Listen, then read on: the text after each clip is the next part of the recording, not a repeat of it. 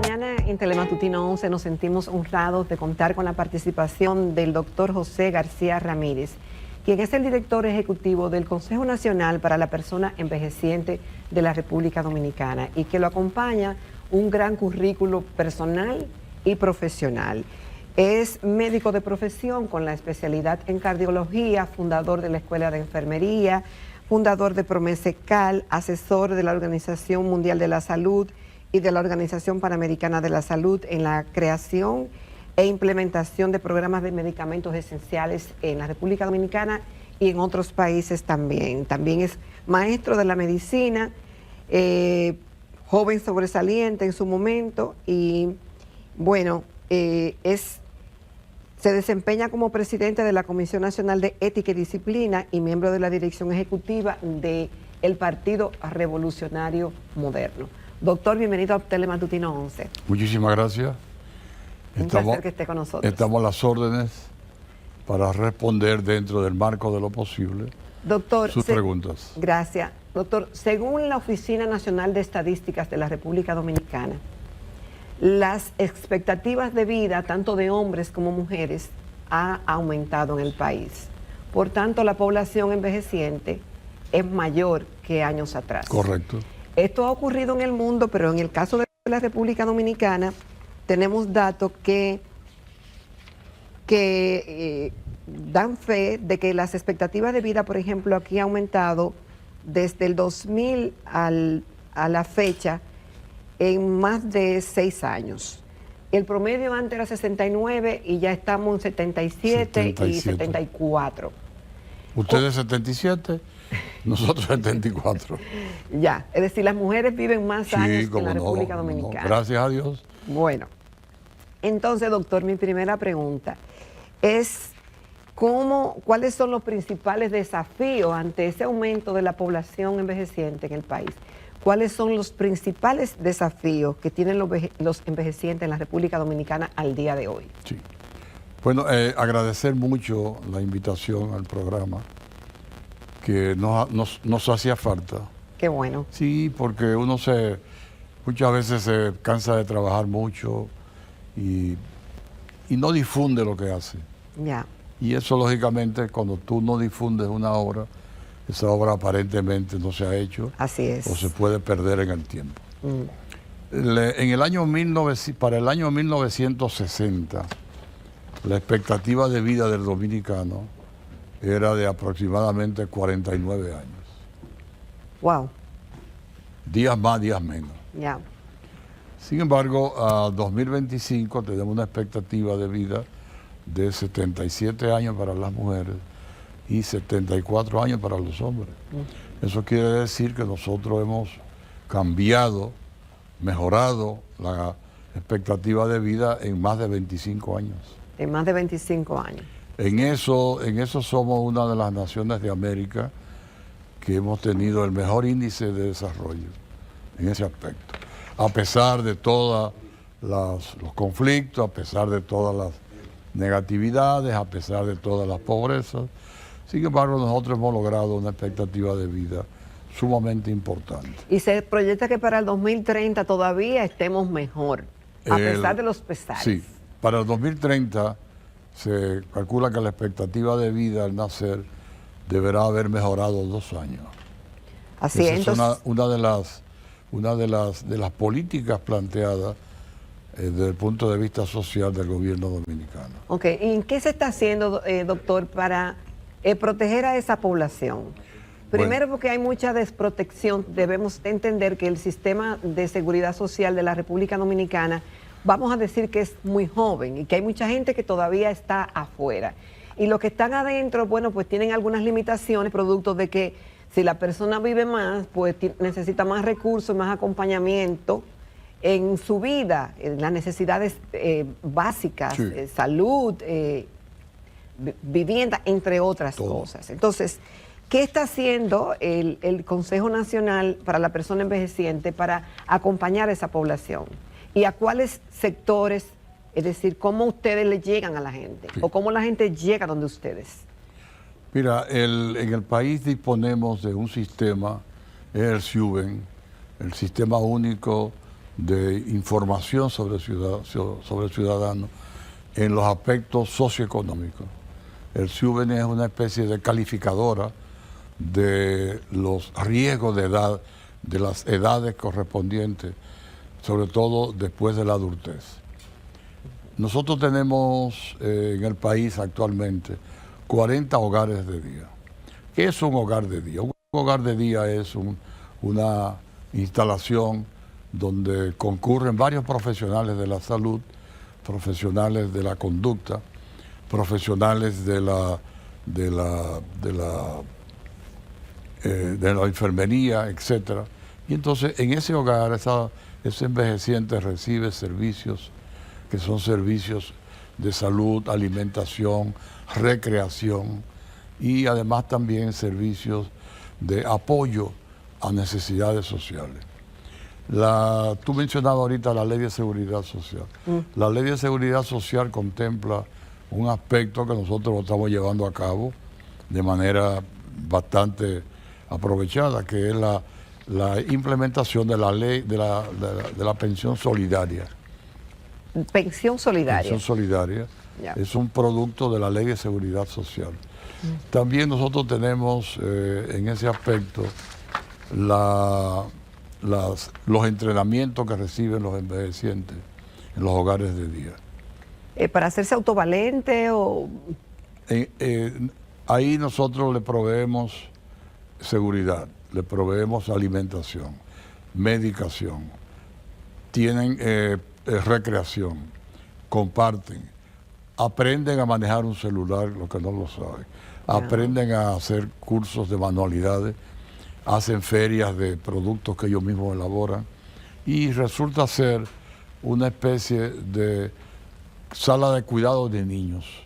Pero en este caso de personas envejecientes. En este caso de personas envejecientes. Usted dice que hay 40 centros en el país. Tenemos 40 centros en el país. ¿Y cuántas personas aproximadamente asisten a esos 40 centros? En esos centros va a depender de la capacidad. No todos los municipios tienen el mismo tamaño, ni la misma población. La población mínima son 50 envejecientes, debidamente tabulado, con todas sus características, para también conocer qué cosas necesitan y qué cosas tal vez a lo mejor no son necesarias. Y nosotros tenemos la posibilidad también de disminuir un poco los problemas cognitivos en los hogares de día, que es uno de los objetivos fundamentales que tiene. Y entonces... ¿Problema cognitivo de la edad? De la edad, sí. Entonces tenemos hogares de día que pueden albergar 200 personas. En los hogares de día no se duerme. Ok, son hogares de día, pero esos no se duermen en la noche, sino que tienen sala de reposo en el día. El envejeciente llega en la mañana y se retira a las 4 o 5 de la tarde. Yo sé que a mucha gente no le va a gustar la pregunta y va a decir, pues yo no. Pero un envejeciente, es decir, ¿a qué edad ustedes califican y dicen que esa persona es un envejeciente? A partir de los 65 años de edad. A partir de los 65. La ley dice 65, pero nosotros la calificamos desde los 60. Hay personas de 60 años con deterioro físico o mental muy importante. Y hay de 70 que están igualitos y de 80 también. Y de 80 también. Que eso va a variar. Y de 84 también. Exactamente, pero las personas que reciben, claro que sí, las personas que van a esos centros, esas no reciben la pensión solidaria. Sí, como no. También. Tienen derecho a recibir su pensión solidaria. Ok. No lo excluye. La pensión no es excluyente del hogar. Ok.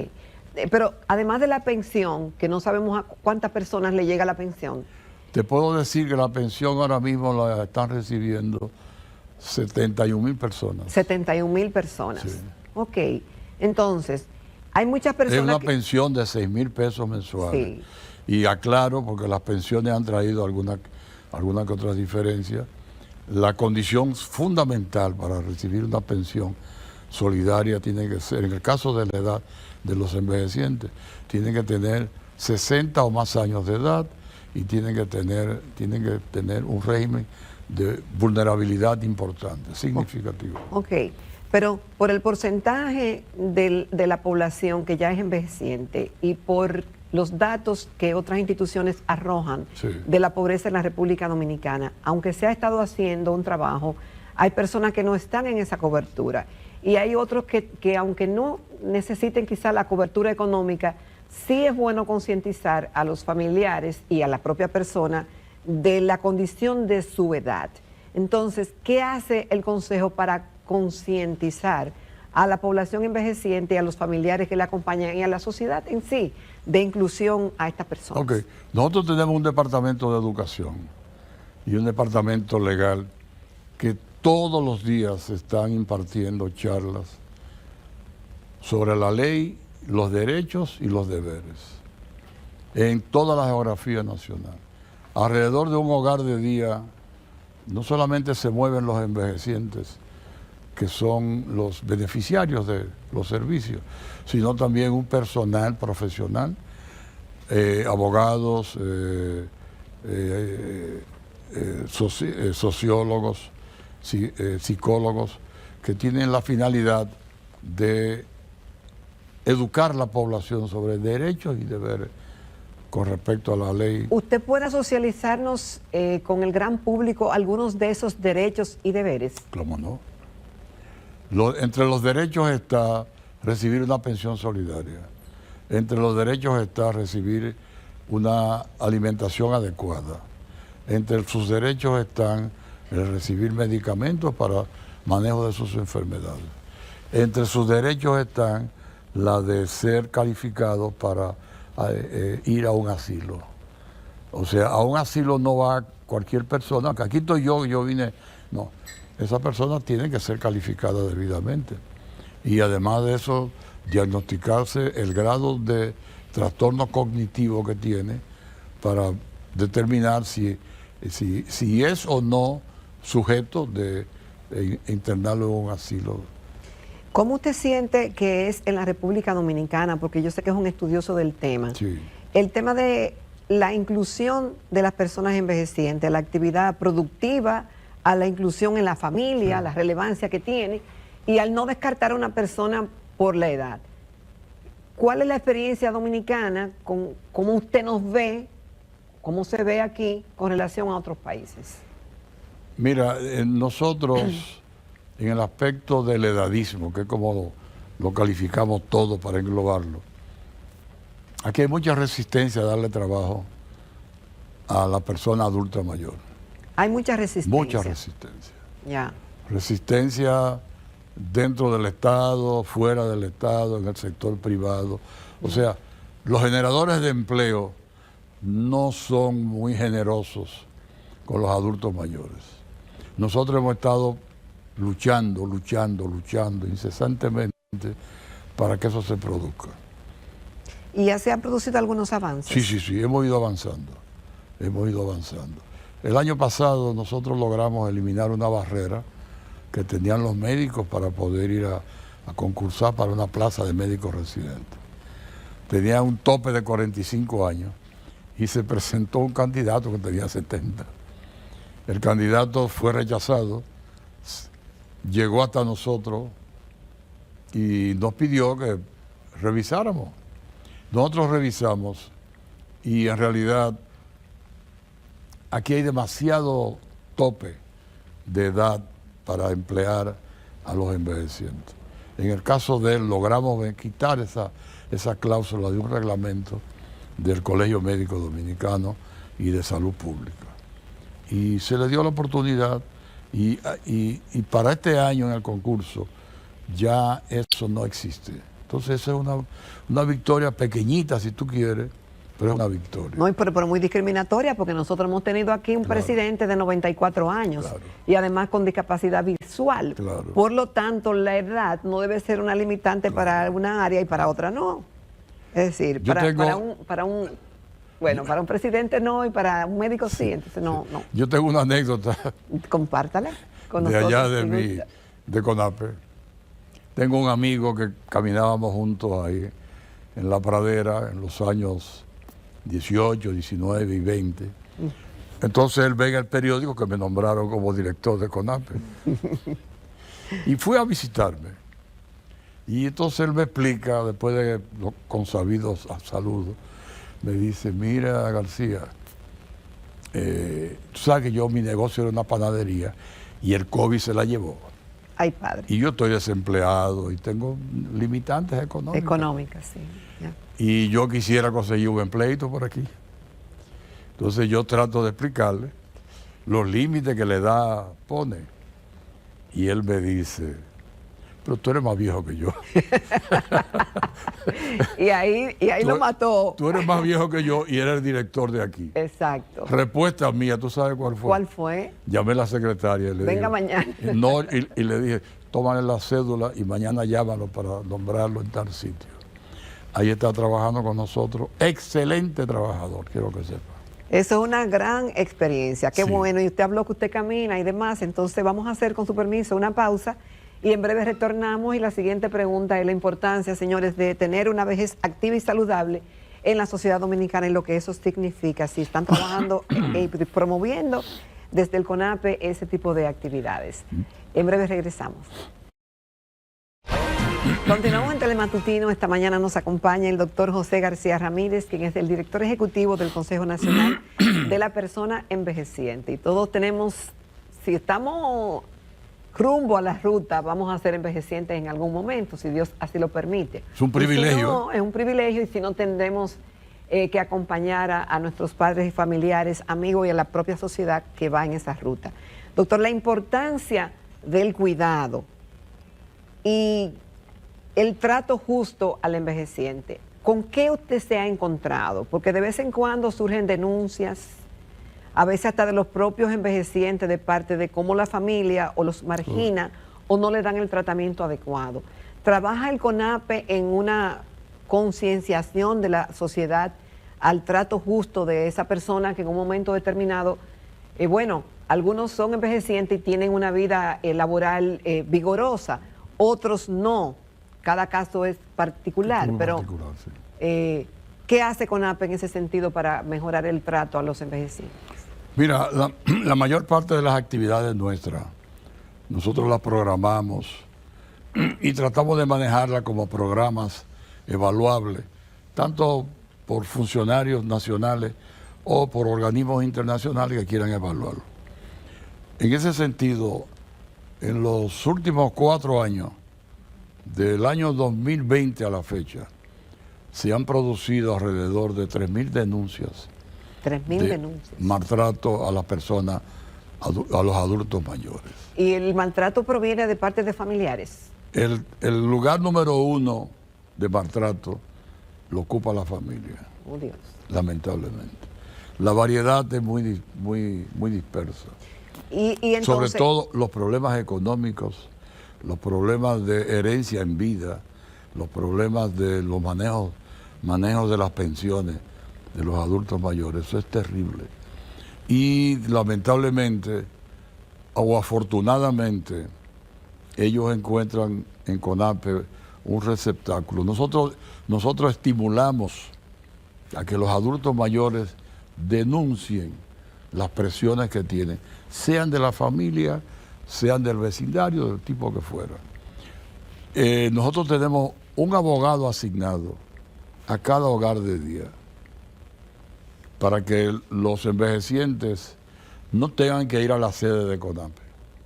Entonces ese abogado tiene como misión, 1, educar en lo que respecta a la ley, y 2, recibir la denuncia, procesarla, y 3, tiene la responsabilidad de acompañarlo hasta los tribunales cuando es necesario hacerlo. bueno, eso se ve, no sé qué estrato social más llegan a ese tipo de denuncias, pero se ve en todos los niveles sociales. Todos los niveles sociales. En todos los niveles sociales, Todos. de clase alta, media Sí. y pobre. Nosotros manejamos eso con mucha discreción, con mucho respeto, tratando de que esto no se convierta en un factor adicional de división en la familia. Pero los principales maltratadores vienen del seno familiar. Y cuando tú averiguas las razones de por qué del maltrato, la mayor parte del maltrato proviene o porque esa persona no tiene nada absolutamente y representa una carga absoluta o porque tiene algo y entonces representa una fuente de conflicto entre los potenciales herederos o los potenciales manejadores de los recursos de esos envejecientes. Es una cosa increíble, pero nosotros hemos ido logrando y además hemos visibilizado el problema y mantenemos una conducta expectante para que todo el que tenga algún tipo de maltrato, sienta algún tipo de maltrato, lo denuncie.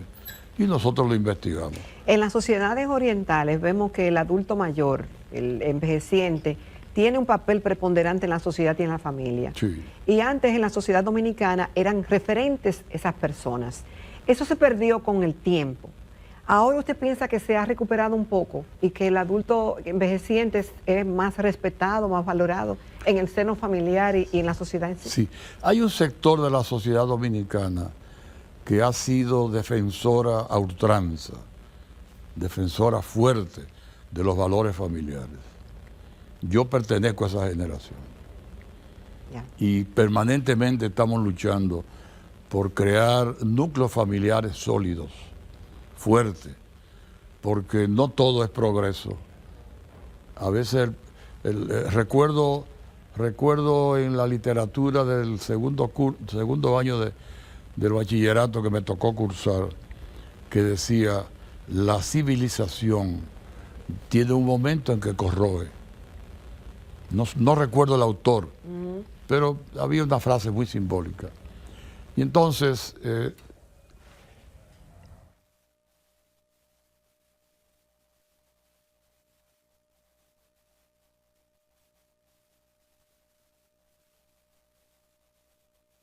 criterios tradicionales de la familia y del progreso también. Ok, doctor. Es posible que nosotros lo podamos unir en un momento determinado y con eslabones determinados. Así es. Doctor, usted hablaba que usted caminaba por cierta área de la ciudad. La importancia de tener una vejez activa y saludable, ¿ustedes la promueven en CONAPE Sí. y para que la gente valore un poco Sí, sí. qué significa eso para la salud y para tener una autovalencia en ese periodo tan importante de Mira, la vida? los hogares que estamos haciendo los últimos tiempos tienen pistas de caminar, todos. Por cierto, el martes inauguramos un hogar de día en Los Guandules y en La Ciénaga, Muy bien. en el hogar Domingo Sabio, en el proyecto Urbe. Y una de las partes principales de ese hogar tiene 2 o 3 pistas para caminar. No son pistas de largometraje, Larga distancia, pero exacto. cuando tú caminas 20 metros 3 veces, son 60 metros. Cuando lo caminas 5 veces, son 100 metros. Y te da el número de pasos que tú necesitas para los ejercicios que tú ameritas para acorde a tu edad. Es decir, que el ejercicio está contemplado y es importantísimo para la salud cardiovascular. Sí, doctor, sabemos que hay muchas cosas que hacer, pero ¿cómo evalúa usted la inclusión social y económica de los envejecientes? Y si debe mejorar aún más. ¿Y con cuáles políticas debe aplicarse de Estado y de gobierno para esa inclusión y que sea efectiva en la sociedad? Mira, nosotros tratamos de evitar el abandono de los envejecientes. Y los hogares de día son un canal adecuadísimo para eso. Eso es lo primero. Lo segundo es que promovemos La sensibilización, ¿usted piensa? la sensibilización. Y se ha logrado. Sí, estamos logrando. Estamos logrando. En el país hay ya un concepto claro de hogar de día. Recuerda esa palabra, hogar de día, en los municipios, tiene un concepto distinto al que anteriormente tenía. Te voy a decir una lista de hogares con las motivaciones, cómo se han producido. El próximo mes de julio, nosotros vamos a inaugurar un hogar de día en Atomayor, pedido por el municipio de Atomayor. Bien. Vamos a inaugurar un hogar de día en Jaina. El ayuntamiento nos cedió en un convenio de usufructo de una vivienda, una casa que ellos tienen. Nosotros la estamos remodelando, ya está casi lista la remodelación, y dentro de poco inauguramos un hogar de día ahí. Tenemos una casa que nos la donaron a CONAPE en Moca, ahí vamos a instalar otro hogar de día. Tenemos un hogar de día ya listo para inaugurar en el municipio de Santiago. Y tenemos un hogar de día para inaugurar el 30 de julio en Pedernales. Y en mi provincia, Valverde, ¿tienen?